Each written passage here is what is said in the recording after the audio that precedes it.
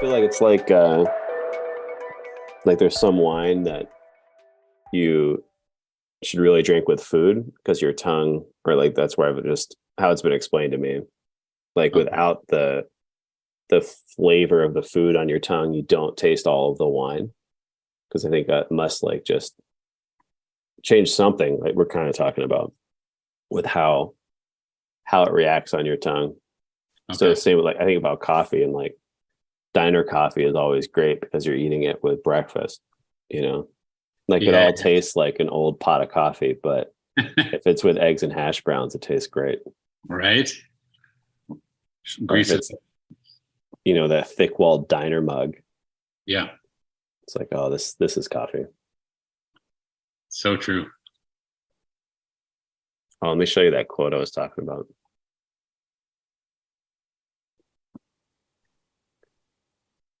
This is a different translation, but it's pretty close. Um, so this is the student talking to the master. It's like 6 chapters in. So the students learn some things at this point. But it's kind of four different ways of saying the same thing. It says, I'm boundless space. The world is a clay pot. This is the truth. There is nothing to accept, nothing to reject, nothing to dissolve. So it's all these stanzas kind of uh, emphasizing that the self is bigger than the universe, Uh-huh. that the universe is contained within the self. So since that's the case, there's nothing to, in the translation I had, nothing to renounce, accept, or destroy. And it just, those three things to me sounded like love, hate, and death. I thought it was an interesting, or just fun to see that in the wild 2,500 years ago. 2,500 years ago, that's when this guy. Yeah. Where does it say nothing to reject? So this is the way Oh, each. yeah. Okay. Um, oh, and then this one. So in the translation I have, every single one of these like couplets is the same. So what I have, every couplet says the last one, no need to renounce, accept, or destroy. And then this one has 4 different translations of that. Accept, reject, dissolve, hold on to, let go of, dissolve, grasp, spurn, resolve, embrace, relinquish, dissolve. Yeah. Okay. That's kind of cool too, because dissolve instead of destroy, I feel like the word dissolve now gets used to describe like dissolving into consciousness, or uh, um, ego dissolving, or it's just a word that gets used. And so it's not really, I like that it's saying that that's not really it. That's still kind of making it seem like it has to be something other than it already is, when it's the thing that, like, you don't dissolve into consciousness, like you are consciousness. What comes to mind is that idea of the ego, as far as looking at something, the ego can look at it, or the conscious mind can look at it, so that, when the ego mind looks at a black hole, the ego mind thinks, oh my God, that threatens annihilation. Yeah. The conscious mind looks at the black hole and it just sees the primordial ground, let's say. Mm-hmm. Or this idea of dissolve. The ego mind, when the ego mind encounters that spiritual oneness, or even integral consciousness, like Gebser's version of integral consciousness, then the ego mind experiences it as a dissolving, as a destabilizing, as an unwinding. But from the conscious mind side, there's nothing to dissolve. It's not, Yeah. it's a different, it's all there already. Right. And the ego mind, ideally you get to where you realize, oh, it's that paradox that the duality is still there, or the form is still there, It's just your relationship to it changes. Yep. So you realize, oh, I don't need to dissolve it. Yeah. Because I feel like there's a trap, the trap of calling it dissolving is that you can dissolve it into primordial ground, let's say, but the cycle keeps going. Like ego mind sees that and dissolves into it, but then it's just going to have to do that again and again and again. Yeah.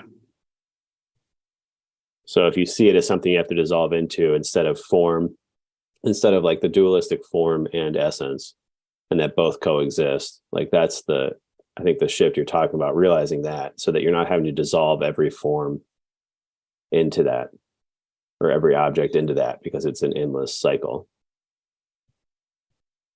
The other thing, I think we were talking about, I think so, that trajectory you described from buoyancy to learning how to swim to floating to being a fish to being the ocean. I think too, like that analogy is kind of at work in that passage that I kind of brought up. Yeah. The idea that the universe is a wave in the ocean of self. So a different scale than what we're just talking about, but the kind of that arc of your own experience, I think, is related to that, the dynamic we're talking about of ego mind versus conscious mind. I'm just curious what the different feelings are like, right? So the first thing you described was buoyancy, which was just realizing that some chaotic feeling or want to understand the nature of something gave way to a sense of buoyancy where self wasn't located in that thing anymore. Self was outside of whatever that conflict was. Yeah. And so self, the nature or the concept or experience of self shifted as a result. Yeah. And you kind of called that buoyancy. And then from there said learning to swim. And from there, how to float. And then being a fish and being the ocean. With buoyancy, you're talking about a very particular time in your life where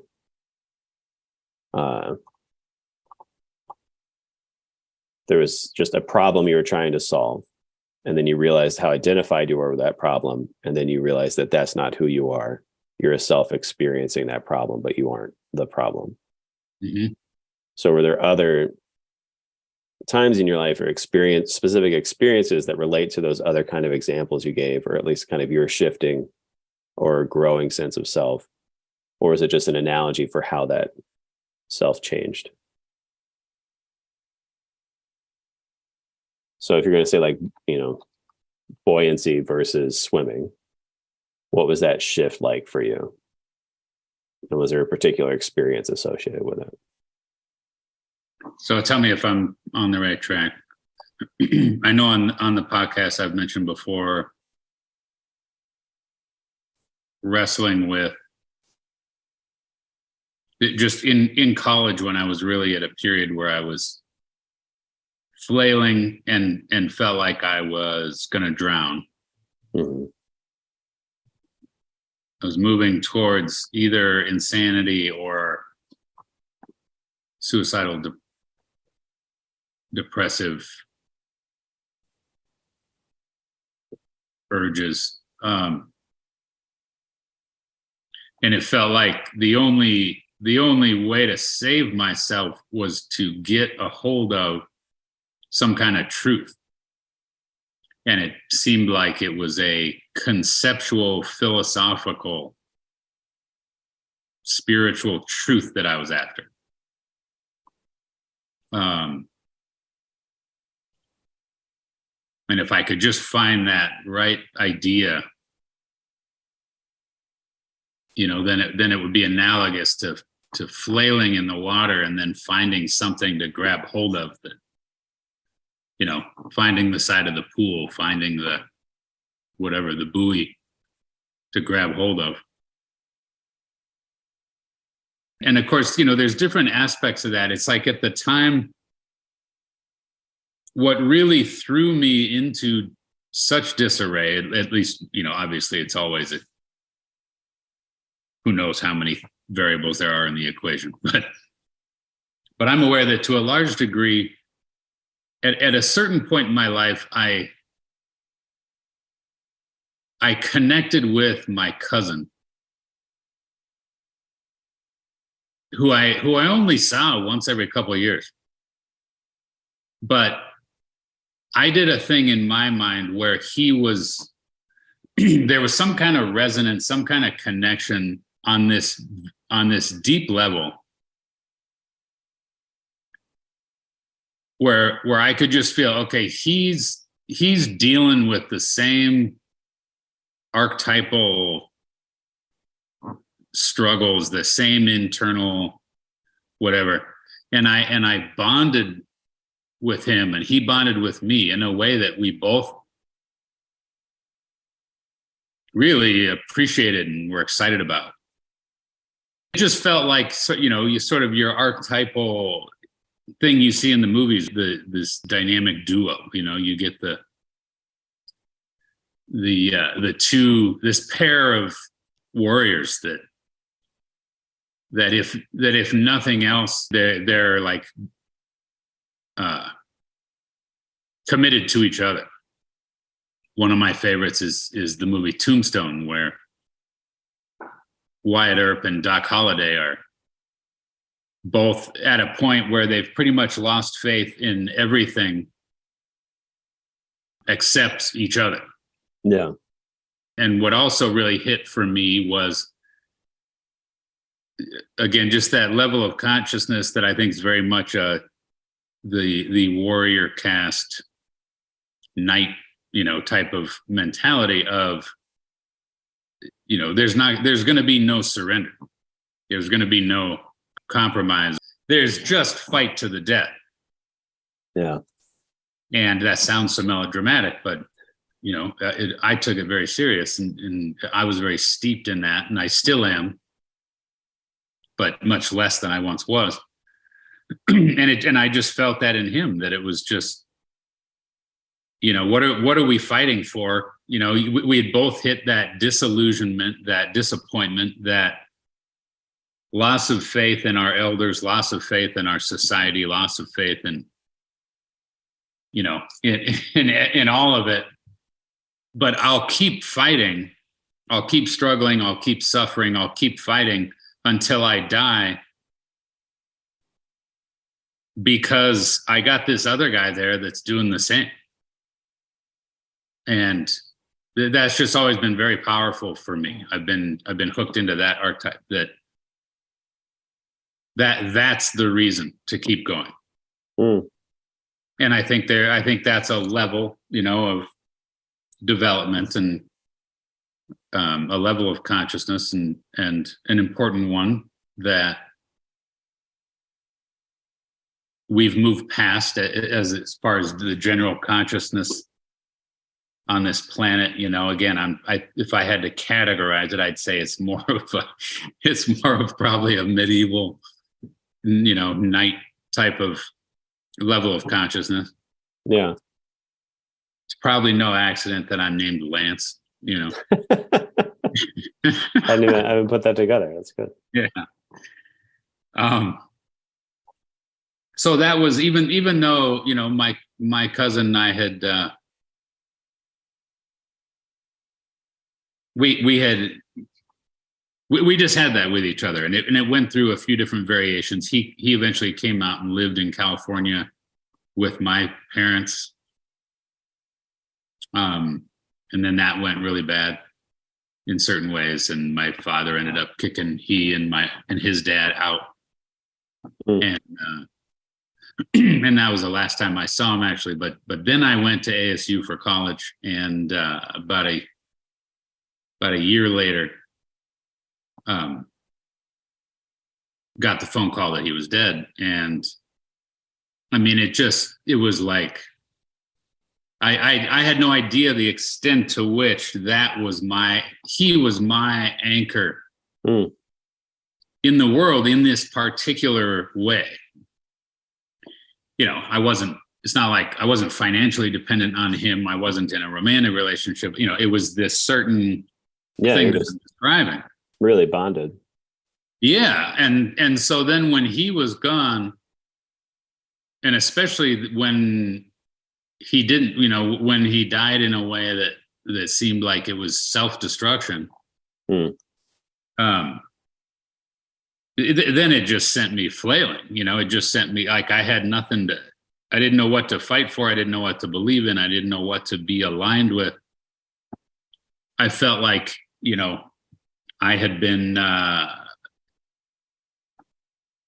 to what extent, if I had been living my life different or been more responsible to him, would he still be around, et cetera. Yeah. And so I was just flailing, looking for what to hang on to. And then again, if the reason I'm saying this is, if there's this hierarchical ladder of sort of religious, or almost, if you will, ways of orienting our psyche, right? I say religious in the meaning religious, spiritual, outside of time. Yeah. And so, and of course, I didn't decide this at the time, but when I look back, it was, I was trying to make a shift from what you're fighting for is your brother, or your fellow man, to, is there some higher truth in that? Because even your brother can betray you. Even your brother can go down in battle and you can be left alone, Yeah. And so it's like, is there a higher order than that? Because I needed one. And so I was searching, and I was searching for that higher truth. And I was searching for it in books on psychology, philosophy, spirituality. Yeah. And of course, I was finding all kinds of really cool stuff that I'd never been exposed to. It was fascinating. A lot of it was inspiring, insightful, but none of it quite provided enough of a thing for me to grab onto so that I could quit flailing against the pole towards drowning. Mm-hmm. None of it was quite buoyant enough, or steady enough, so that it felt like, okay, I can grab that and anchor in that and feel supported. So in the midst of grabbing and trying to find the truth,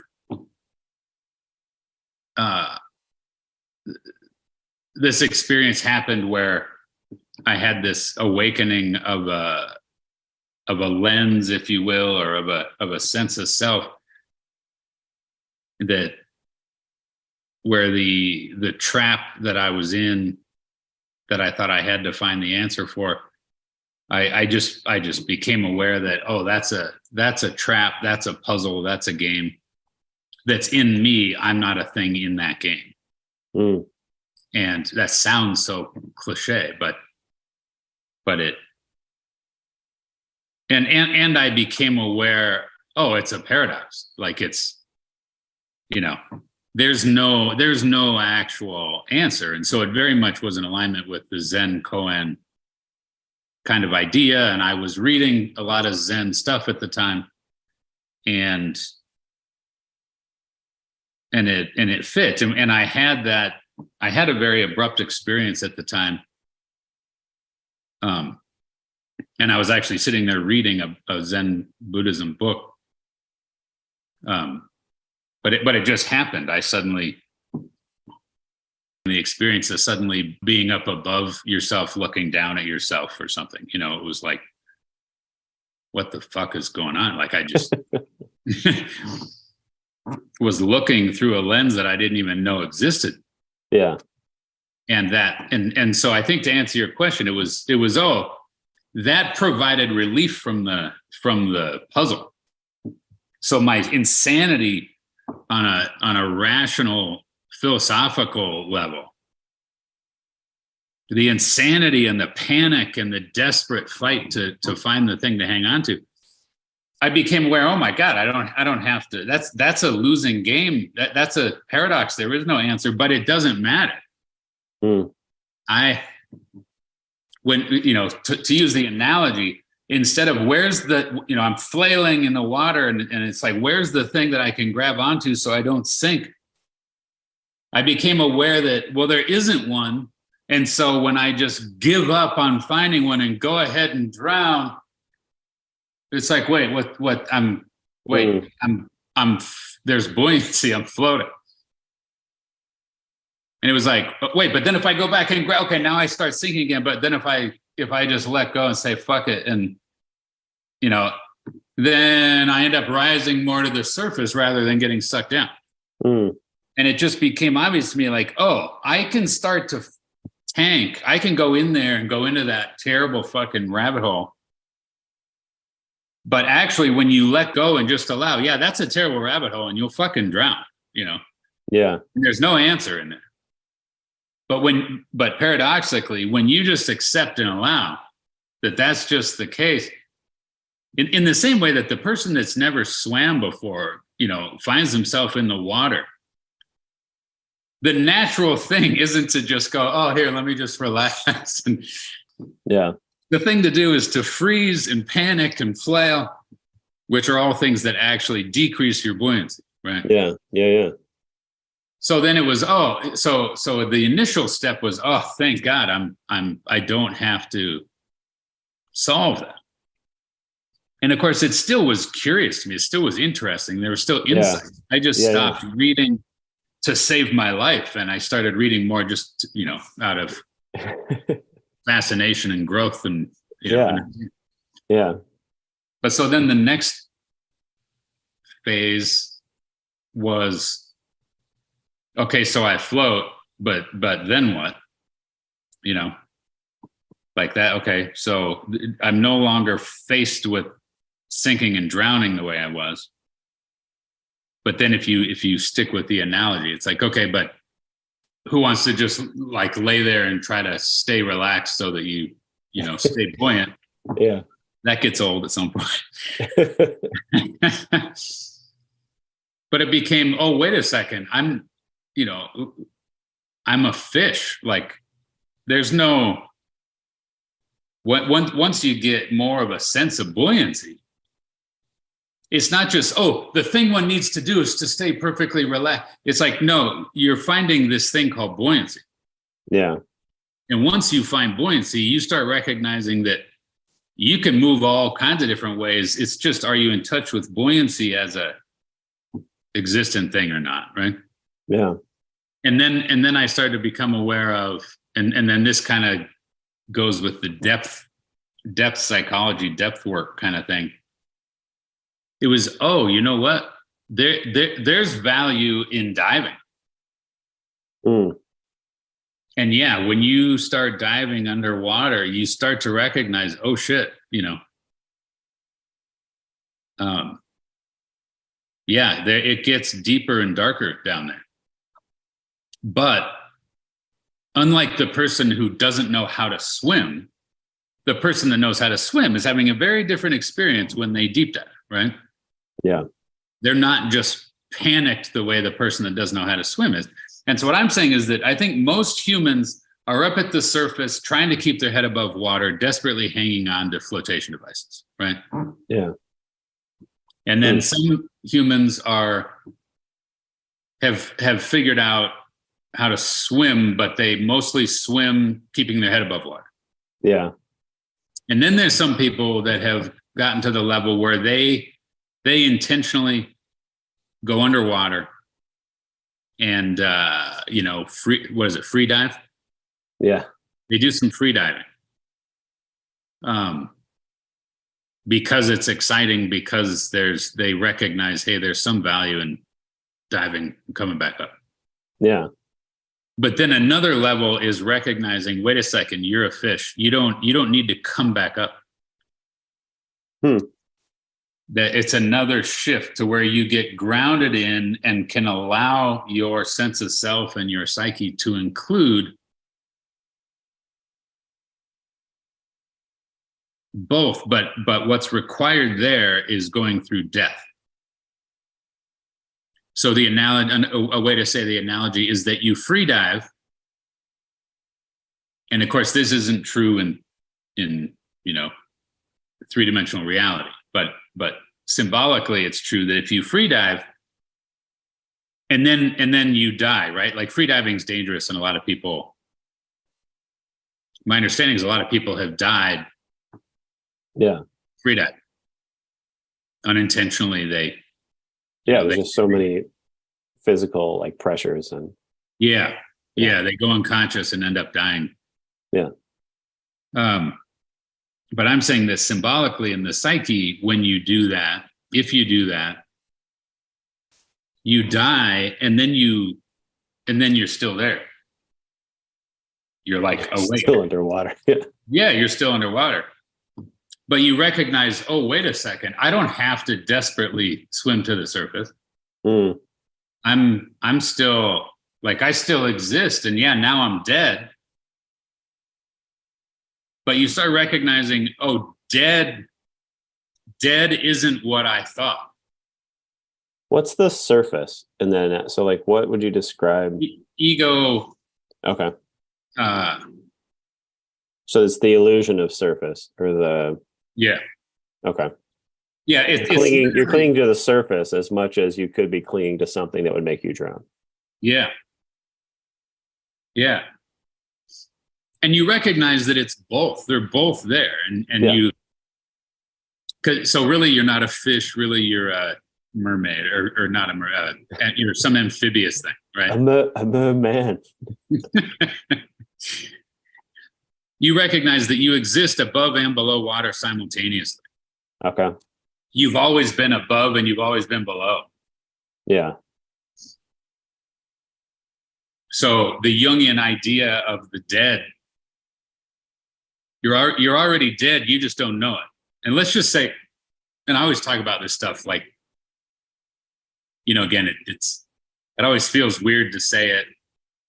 And it's always like, well, to some degree or whatever. But let's say I'm dead, and let's just say you're not. And I'm not saying I'm not saying you're not, but let's just say hypothetically. Yeah.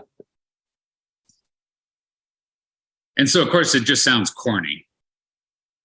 Right. It sounds like some ego bullshit. Like I'm just trying to be more trendy, right? I was dead before people even knew they were dead. Yeah. But the idea is that it's just an awareness of a realm. It's not just an additional realm, but you become aware that it's actually more primary. It's more real. It's more true than the alive realm. Mm.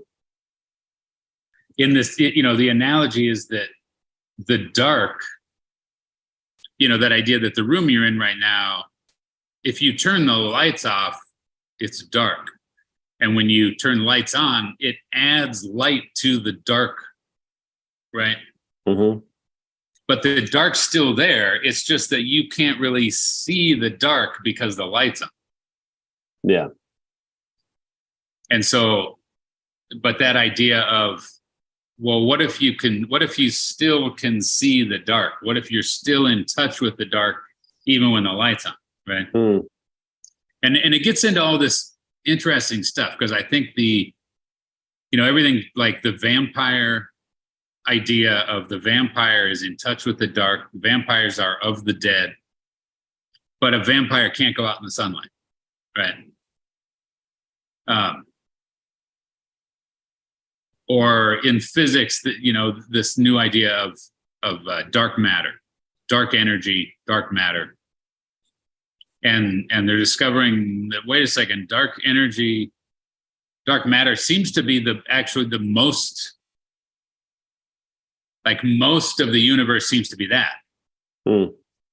Right. And it's another way that quantum physics seems to be correlating with all this weird esoteric stuff. Yeah. So see if you can notice just right now, if I and again, it can seem corny, but if I'm just going to shift and anchor my subjectivity in what I'm calling the dead or the dark or the more than I am right now. So just notice first, let me go the other way. If I just kind of split off from it, if I start closing doors in my attention,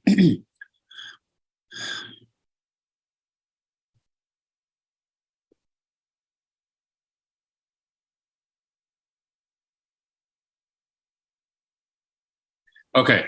So notice the state I'm in right now. You feel how there's a level of depth or some kind of realm that I was in touch with, that I was presencing, that I'm doing less of right now. So there's something that's sort of thinner, more superficial, more just it feels like the same energy is running on a shorter circuit.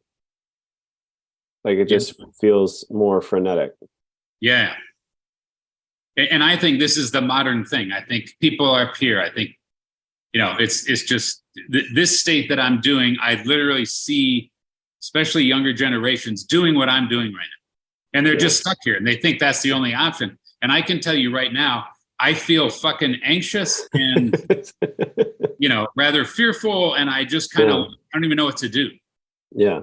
I'm laughing because it's relatable, not because there's like that being up here. I mean, it's from here up, right? There's nothing else in this. You can't rely on much then. Yeah, right. And there's all this energy that I don't know what to do except try to cognize somehow. I got to cognize it all. Yeah, when you're telling that story, it's just a very real feeling that like there's some way I'm going to get out from in here. Yeah. And this is going to stay in the exact same place. Like it's not. Yeah. Right. So if I go the other way, which I started doing already because I couldn't stay up there. Yeah. Well, we were talking about what the surface is. Mm-hmm. I mean, you're traversing the surface and not. And then, but as you're doing it, even when you did it, because you started to go into this before you went into the other thing. And there's a sense of like, oh, now I'm more aware of what the surface is. Yeah. Okay. Yeah. And the analogy fits of like a fish out of water. Yeah. If the fish jumps, that's great. But if you catch the fish up there and don't let it back down in the water, it's going to panic. Yeah. It's going to panic. Yeah. Even if you're holding the fish very, gently and not hurting it, whatever, like it's panicking. Okay. So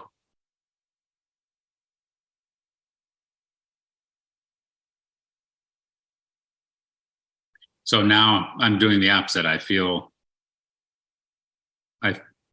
I opened up my attention to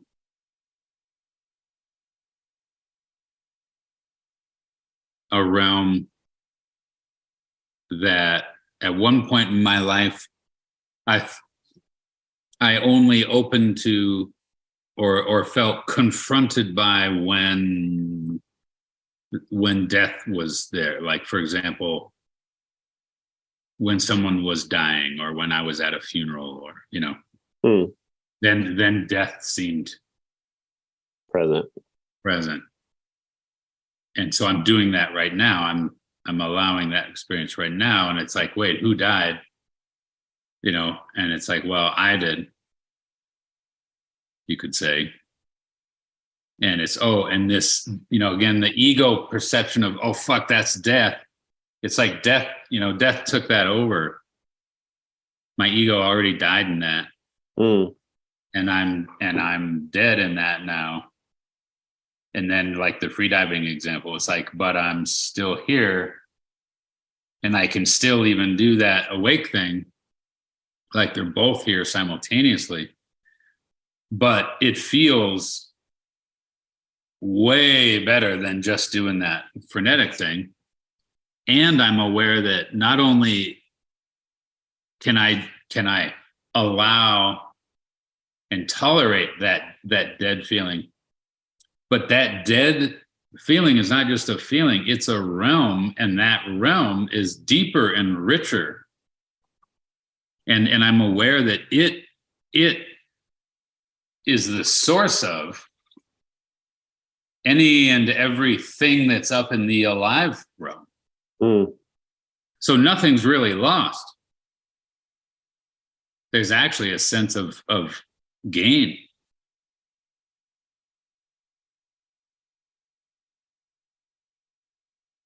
I think it's just like there's a feeling of being submerged. Mm-hmm. And there's like, for me, it's like I'm looking at a submarine that's like farther down. Mm-hmm.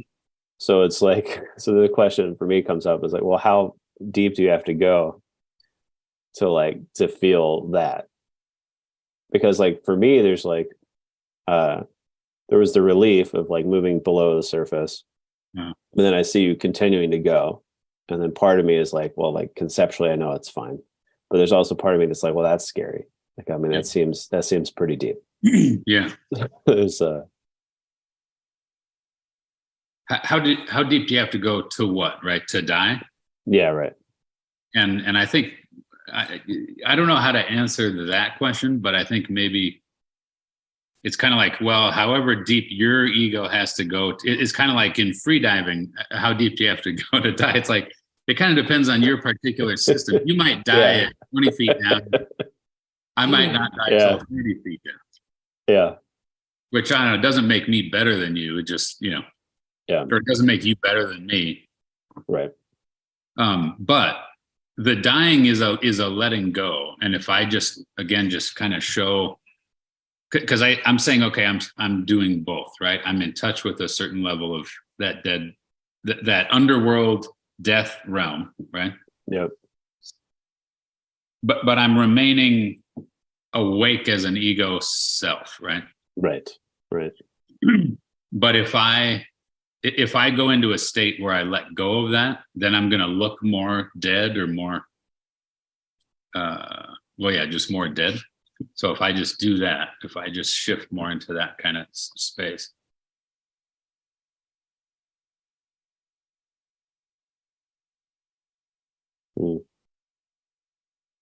So what I experience right now is, I mean, an analogy would be like I close my eyes. And so you're looking at me, but I'd be like, Jeff, I'm just sitting in this blackness and I can't see you right now, right? Yeah. But I'm not gone. I can still think, I can still feel, and I can even still see you. But I'm not putting on the lens that is the cognitive, rational ego mind right now. So as far as, well, what do I experience? It's much more, I think, delta brain state.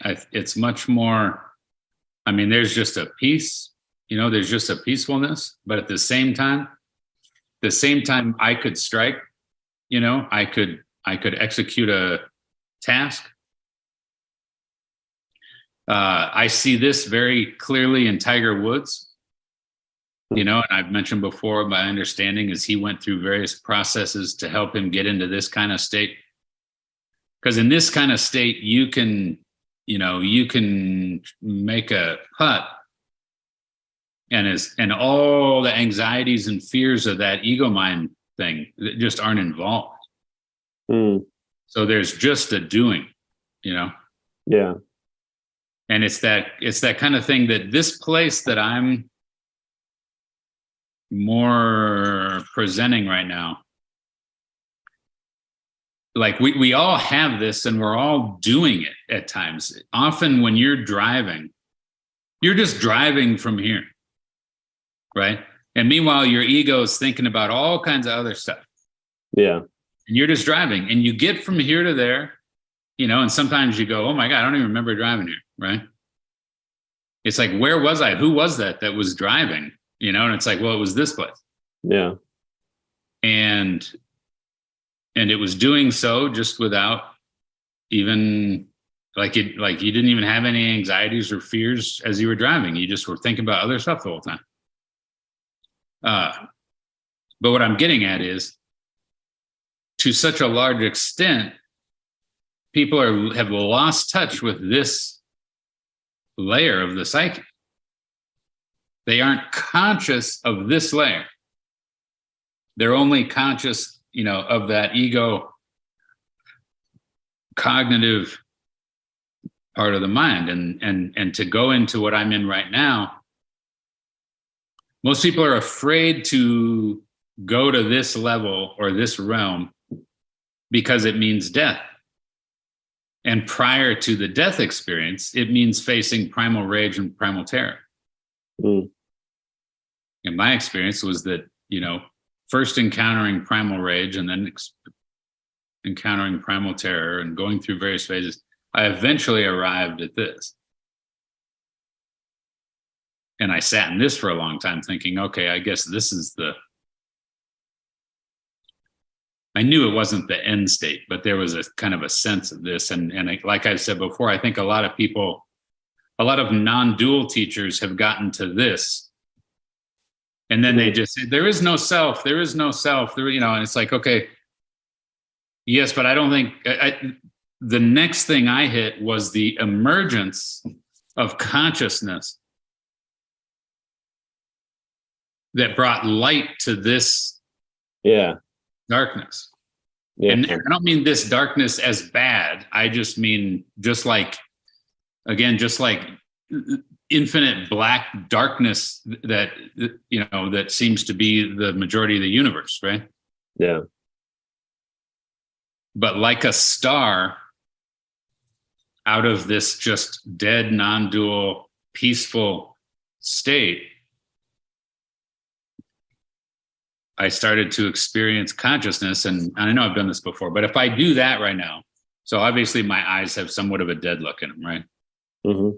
And if I just was like this all the time and talking to someone, they'd be a little like, okay, this guy's a little, I don't know, they might think I'm a sociopath. They might think I'm... Don't want to spend a lot of time with that person. Right. And obviously I can come up out of that and I can know I'm actually here and I'm awake and I'm a good person, but you can tell that you can see the falsity, right? Yeah. It's contrived. So, but if I just stay in this deeper realm, but then instead of coming up to the surface, so to speak, if I allow consciousness to emerge,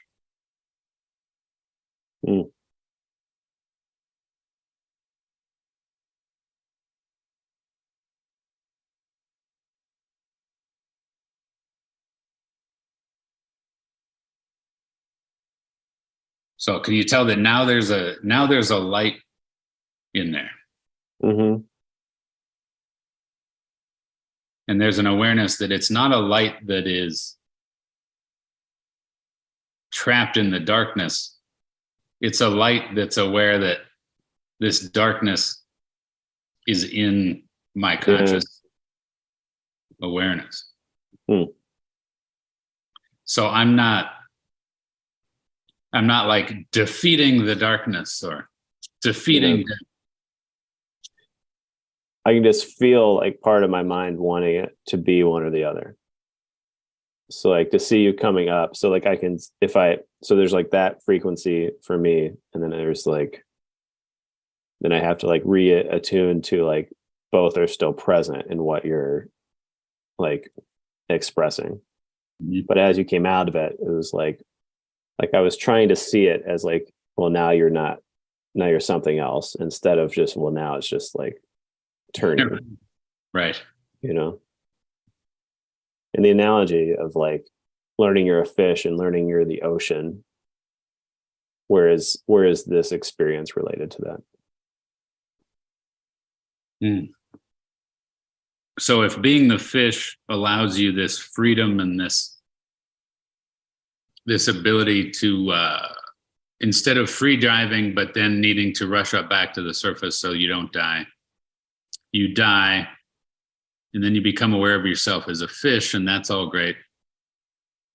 So you don't need to be constantly trying to go back up to the surface, but you become aware that you can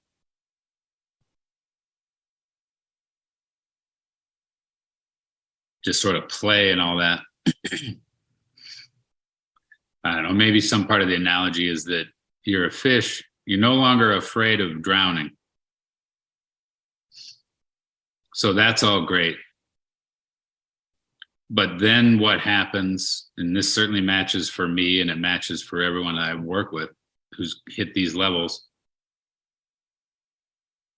you're no longer so concerned about drowning, but what you do encounter, which you always knew or always feared, is that drowning is only the beginning of your concerns in the ocean. Because even if you're a fish and recognize that you no longer need to fear drowning, there's bigger fish.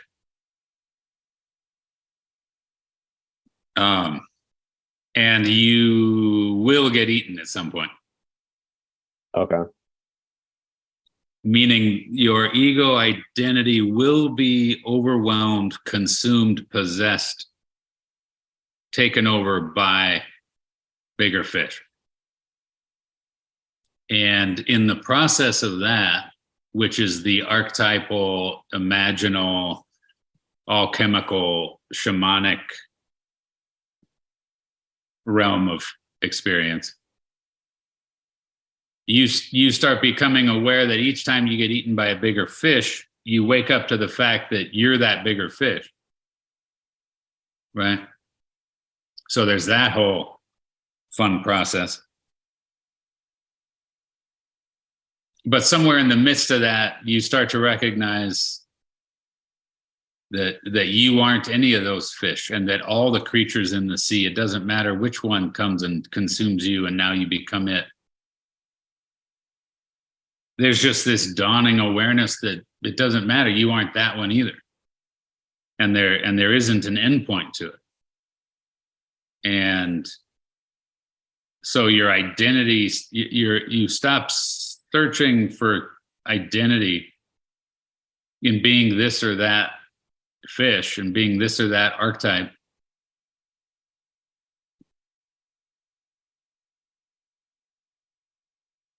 Which starts to put you in, initially that just feels bad. It feels like an existential threat, this, that. But it starts to put your attention in touch with the actual water that all these things are sitting in, That's when what starts to emerge in your attention is, wait a second, you are the ocean. Which we all get a little taste of, even if you just that feeling of, of swimming, of floating on a raft, of being in a boat, and when you get a sense of the movement of water and you can allow and go with it, and there can be kind of this merge of you and the water, and whatever the wave, whatever the current is that you're just a part of it, right? There's something very soothing about that. And it's like, yeah, you're getting a taste of that, that experience. And that can just intensify and intensify and intensify to where you become more and more consciously aware of that actual self is that.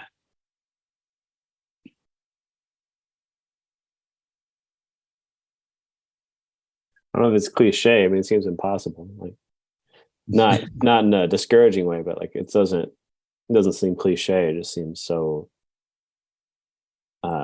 such a profoundly huge shift that it seems impossible. Kind of in the arc of this analogy that you're spelling out, that all of these different steps into realizing that, like, all of these game-changing re-identifications or disidentifications into identifying with something that is so far above and beyond and below any sense of self along the way. If you're driving a car there's the experience of you're aware that you have your physical body, and basically at the skin level, that's the parameters of where your physical body ends and the world begins. But if you're driving and you've got a feel for the vehicle, and so you're driving, and like I've said before, your perception needs to shift, and just on a physical object level, you need to be aware of the parameters of your car, not just the parameters of your body, right? Mm-hmm. As you're navigating three-dimensional space with other physical objects. But not just perceptually you're aware of the parameters, but you get in this kind of merge with the car where you feel the car, right? And you have even a felt sense of the tires on the road. You have a felt sense of, is the road slippery or not, right? You have a felt sense of the momentum. And if you're going to come up and take a turn, you have this experience, not just of the momentum of your physical body, but you have this experience of the momentum of the vehicle itself. And, are you going too fast to make this turn or not? And so there's this merge, this union, this, like your mind or your conscious mind literally is in possession of that vehicle to it in this certain way, right? Mm-hmm. And and some people would say, "Oh, you're being one with the vehicle."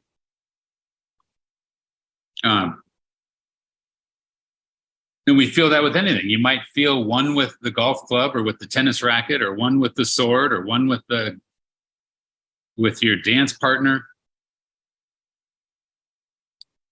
And of course, that can go in and out, right? You can be really in sync and in this thing that feels at one, and then you separate out. And when you're in sync, when you're in that union state, I mean, you're literally having this experience of, in that moment, your experience is that self is now that, for example, that car, right? Even though it's like, well, yeah, I mean, on a different level, of course, you didn't become the car. Yeah. That's just silly. But you become aware that in this certain way, you are that car in that moment. You're experiencing it in a certain way.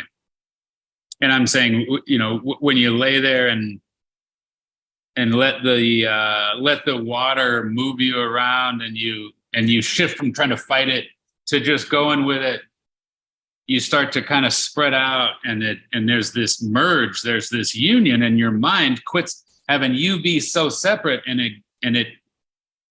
so it shifts from delineating you to having you be this bigger thing. Yeah. And I'm saying, okay, so the same way that happens momentarily, again, these are ego mind analogies. So it's not like, because I'm guessing you wouldn't want to just quit being the human being that Jeff is and go ahead and just become a car, right? Yeah. Or become the ocean instead of being Jeff. Right.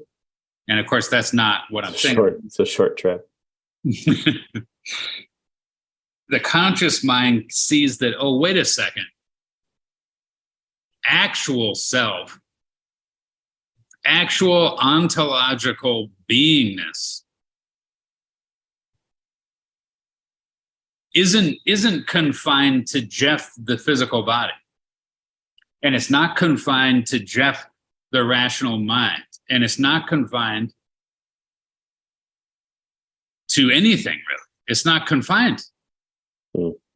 And so it's not that, oh, you are really the ocean, you're not your physical body. It's that you're all of it, which is back to that poem saying there's nothing to dissolve. Yeah. So, we all tend to look at it from the ego and go, I don't want to be the ocean. I want to be me. Like what? It just sounds stupid. Yeah. It's like, no. It's that you start recognizing that spiritual beingness, spiritual essence, spiritual, if it was a vibratory frequency, it's not confined to your field or your head or your mind, it's non-spatial. It's everywhere. So the ocean is in you, meaning the you that is just infinite conscious presence.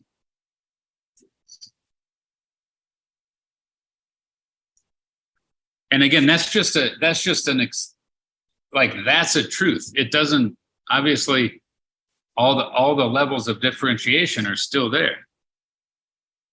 So great, I might sit here and let's say I'm in some kind of super intense realization of my conscious presence, my consciousness being infinite, and I'm aware that the universe and the galaxy and the planet and the ocean and the, all the way down, that's all inside of me.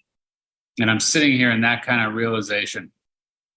That doesn't mean I can beat you up. It doesn't mean I can run faster than you. It doesn't mean I can do a math problem faster than you can.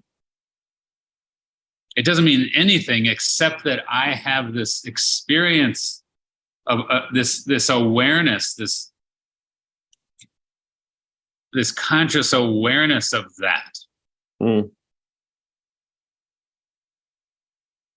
And so it's like, well, then if it doesn't help you do any of those things, who cares? It's like, well, because it makes for a deeper, more secure, more spiritual experience for me. Yeah. Than for you if you don't. Yeah. It's like watching the movie a second time. So there's some feeling, some sense of like other meanings, and you're no longer as trapped in the plot line, right? Yeah. You already know it. You're back, kind of like you say, looking at nuances and But and then I'm still very invested in what's going to happen with this Lance guy. But I'm also aware that even if I crash and burn this afternoon, it's like, that's fine. That's like if I try to speak from that larger place, that's fine. Right. But simultaneously, I'm going to, if I was told you're going to die this afternoon, I'm going to absolutely freak. Try not to. Yeah. Yeah. I'm not going to sign up for it. Yeah. But again, I think it's important to allow both. Yeah. Or another analogy, it's like if you're going to do a polar plunge, if you go in that water and then come back out and you're not in there more than, it depends on the temp, but let's say if you're not in there more than 5 minutes, and probably it could be longer, right? But let's say, then you go in there and then, okay, you come out and that's fine, but you can still get in there and go, holy shit, this is fucking cold, Yeah. And that's fine. You're aware that it's not going to kill you, but you still get to think it's cold. Yeah. Yeah. And like we've talked about before, if you get really, the more grounded in those larger, more spiritual dimensions one gets, the more one feels safe enough to dive deeper into the games, into the. Yeah.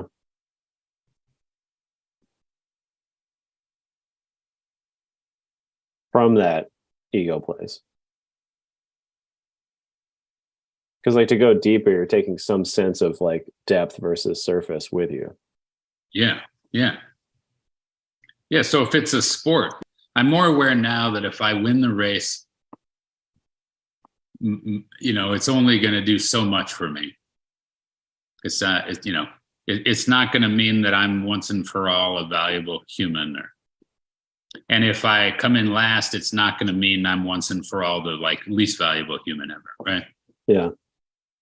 Whereas 30, 40 years ago, I was more in that kind of mindset, right? Yeah. Even though I probably conceptually would have said, no, that's not true. Yeah. But like emotionally and how it actually felt. Yeah. Yeah. But now if I run the race and I win, it's like I can still totally invest Yeah. but I'm aware that it's a game. But still, I can still try to, I can be more aware of nuances and themes and aspects of it that are, I can be a huge fan. Yeah. I can geek out about it. It's still totally there to, yeah. And I can still feel the agony of defeat. That's a part of it, you know? Yeah. Still passionate. Yeah. Not dissociated. Right. I think about it too, like just, it's like still having preferences. Like you're the ocean, so you don't care about what you like anymore. Right. Because that's depression. Like there's not some goal to be something other than you, while simultaneously knowing that you is bigger than the physical personal self. It's just like this tension as I try to understand what you're saying, or like feel what you're saying, between like we've talked about like free will, or like conscious choices versus unconscious choices, and this sense in which the need to define like action based on free will from the context of you are the ocean becomes moot. I think in some sense, like for me, like looking for some increasing ability to make a conscious choice versus an unconscious choice, versus the eventual dissolution of that duality. And like that there is some sense in which everything is experienced within the self you're talking about. So there isn't choice in that. And from one lens, there's no choice there. And then from another lens, there is still varying degrees of conscious or unconscious choice as a personal self. Yeah. So I think that tension is, I'm like, it's kind of like mind blowing right now, or like I'm hung up on. So it's like it's like suspended animation versus like coming out of the goo in the matrix. Like there's in this sense of like the self is beyond the ocean, everything just is moving and existing and together and totally independent of any individual will, in a sense. And then also as an individual, you're trying to like wake up to a lot of things before you wake up to that. And then like you're saying, eventually it's both. And it's all of it. But that's what I'm like. Yeah. So that tension, like you said,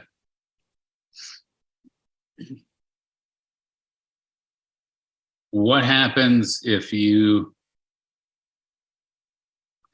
just allow the tension? Don't try to resolve the tension. Is that a confusional state? Yeah. Do you feel how the tension is there's a duality, right? And you're feeling, you're flirting with somehow resolving or overcoming that duality, but you're running into the tension, right? Yeah. Because this certain part of the mind's like, wait, it can't be both. Yeah.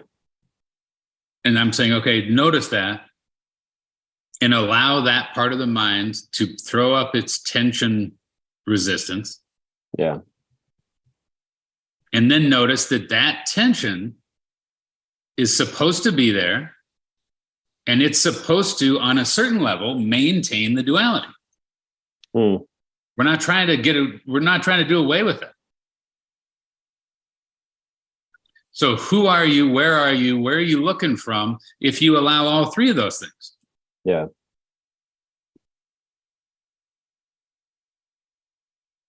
Because I think what you'll notice is that the love and the hate,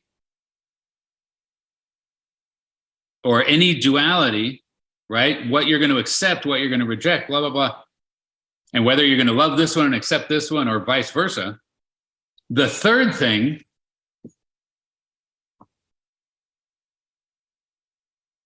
is that you hit that destructiveness that says, I'll fucking destroy it all before I'll let it come together. Right? Yeah. Like you feel that part of your mind at some point goes, you know, I'll flip the fucking table over and throw checkers everywhere before I'll, you know, somehow allow. Yeah. And I'm saying, allow that. Hold space for that part in the mind that says, I'll fucking kill all of you. And I'm saying, because that's normal. That's what's there.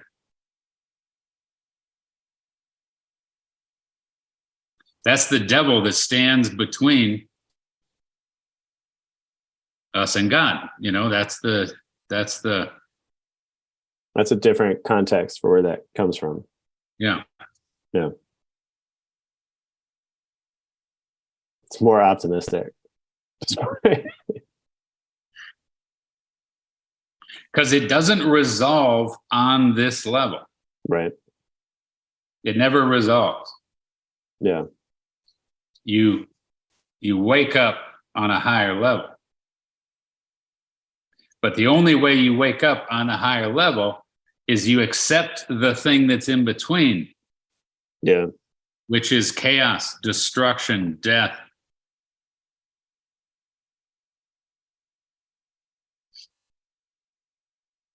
You got to allow that in there.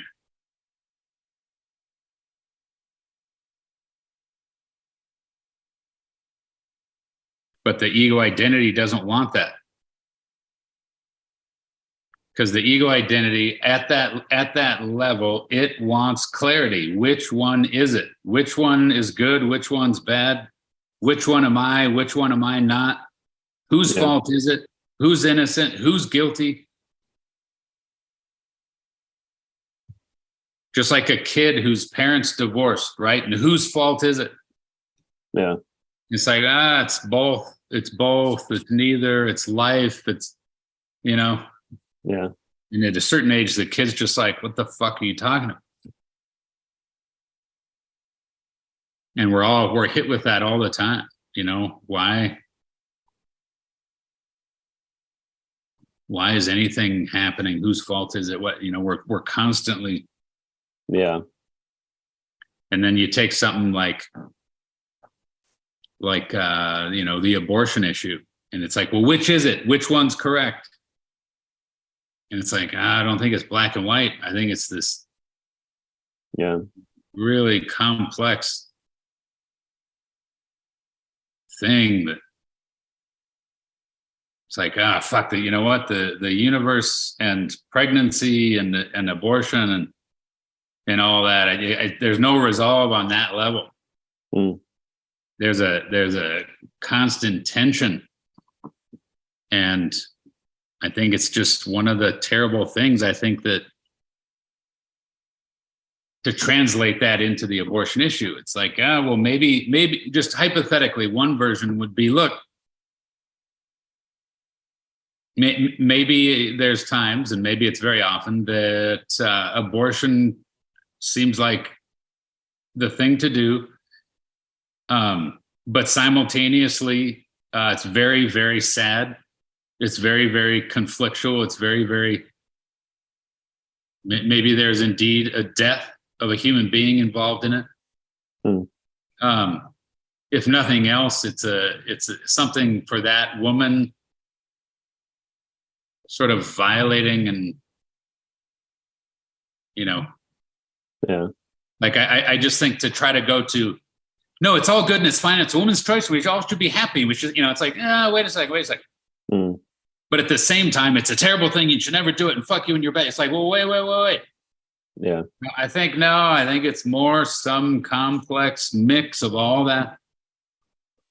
And I can tell you that for me, and of course I don't have any right to speak about any of this, but it's like if I got someone pregnant, my honest thing would be I'd be wanting her to get an abortion. Yeah. And then I would feel conflicted. I'd feel guilty. I'd feel ashamed. I'd feel sad. I'd feel relieved if she did it. Yeah. And it would be all that. Yeah.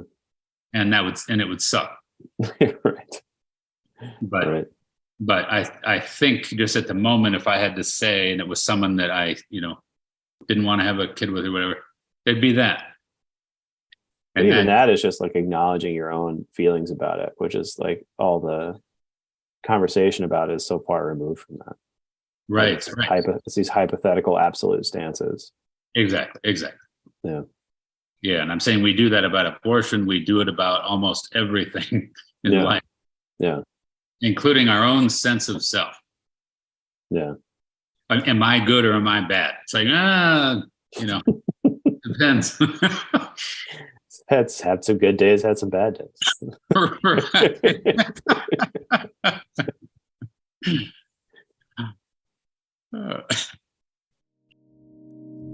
If you want to learn more about the Dimension Approach, please visit dimensionapproach.com.